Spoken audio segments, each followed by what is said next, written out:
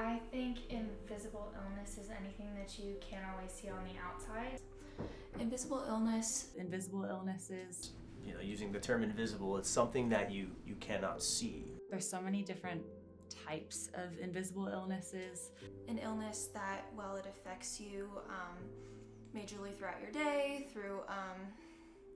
and has a lot of symptoms. It might not necessarily be what someone determines as visible. I think a lot of mental health is internal, and a lot of people are very good at disguising that, so that's not something you can see. Just because somebody is not showing symptoms of something physically does not mean that they're not battling some sort of illness. Invisible illnesses could be medical conditions, they could be psychiatric conditions, they could be learning disabilities. You might not use like an accessibility item, including like a wheelchair or a crutch or anything like that. And therefore, some people would say that you don't look sick when you might be struggling every day.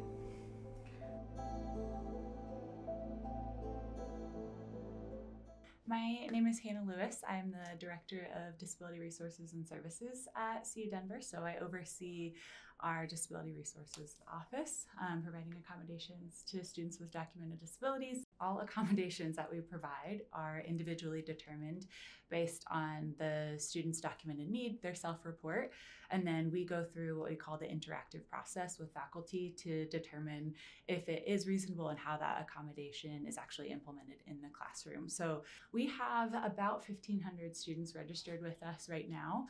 So those are students who submitted documentation of their disabilities and are receiving accommodations, but we know there are lots more students with disabilities on campus as well. So a goal of mine and a goal of the office is to promote accessibility across campus. My name is Sloan Taylor. My major was vocal performance, and I attended CU from fall of 2021 through fall of 2022. First going to school, I think I was really anxious about meeting people, and especially in a program like this, you're constantly surrounded by talented people, just people who constantly have to collaborate and interact with one another. And as somebody who does struggle with severe anxiety, that was really hard for me. And then I also really struggled having to talk to people and just have like a basic conversation, or work with somebody on like music or just anything that we had to do. The CAM program is very collaborative, and so that was very hard for me to do on a daily basis. I think that if DRS wasn't in place, I wouldn't have gotten as far as I did. I think I would have enjoyed it a lot more had my mental space been different. Every college should implement, and not even just colleges, but like education at lower levels like high school, middle school, because mental health doesn't have an age limit. All right, my name is Evan Shelton, and I am an instructor here in the MEIS department of UCDenver. I've been teaching in this department for about 10 years, and I've been full-time for about 5.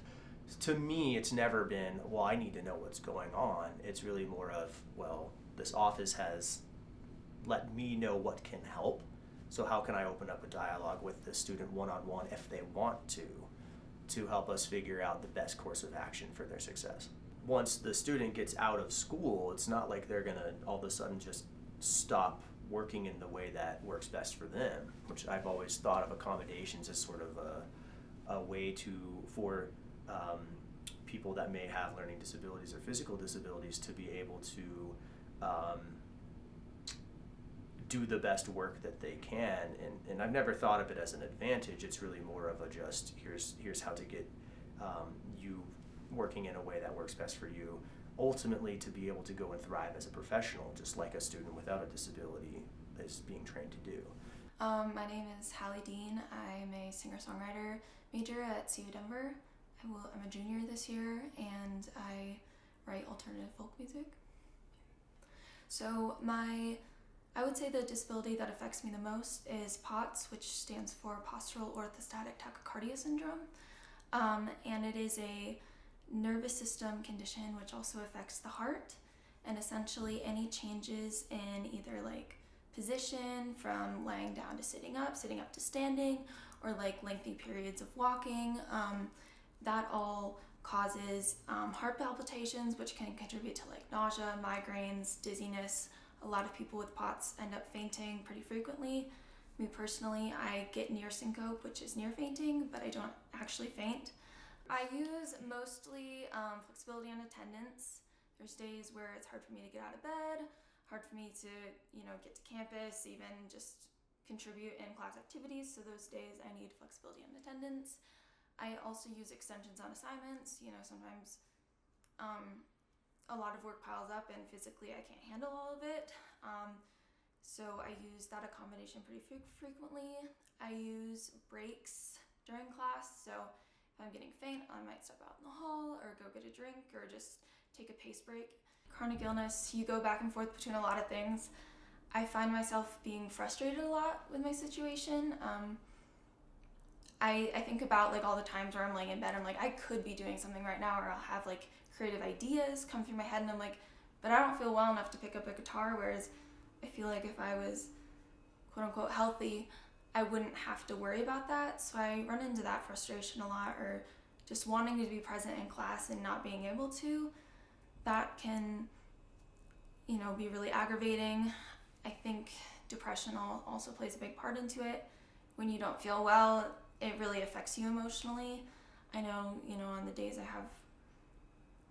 or weeks I have a rough health patch, that it makes you sad because you want to be out and you want to be in class with your peers, you want to be learning, you want to be applying what you're paying for at the school, because I've learned so much in my program, but it's just sad on those days that I can't be there. And I think that can be really emotionally taxing, as well as like, the doctor's appointments, the hospital visits. Those can definitely take a big toll on not only your physical capacity, but your emotional capacity as well. I've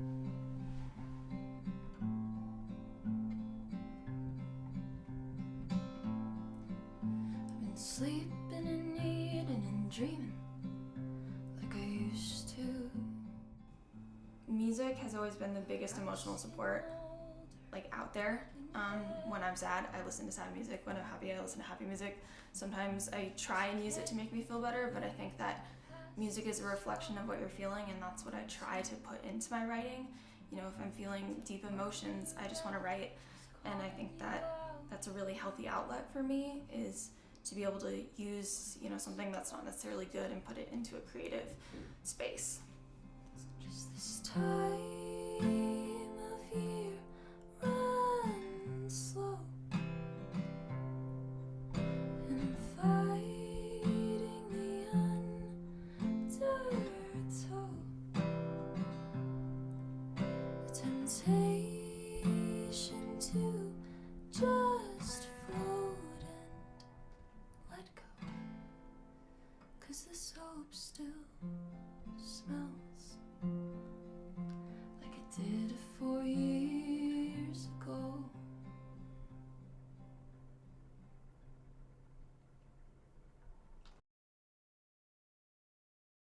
Because success looks different for everybody, whether a student has a disability or not.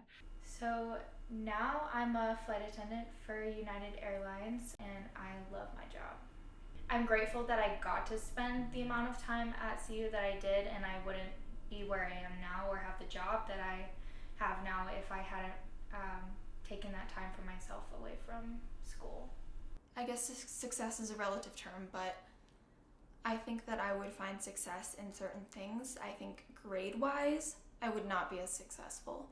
I'd like to think I would still be able to create and in that aspect be successful, but I do think that it would be much more challenging to be academically successful without these accommodations.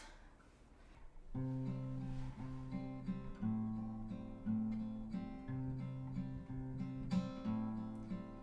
been sleeping and eating and dreaming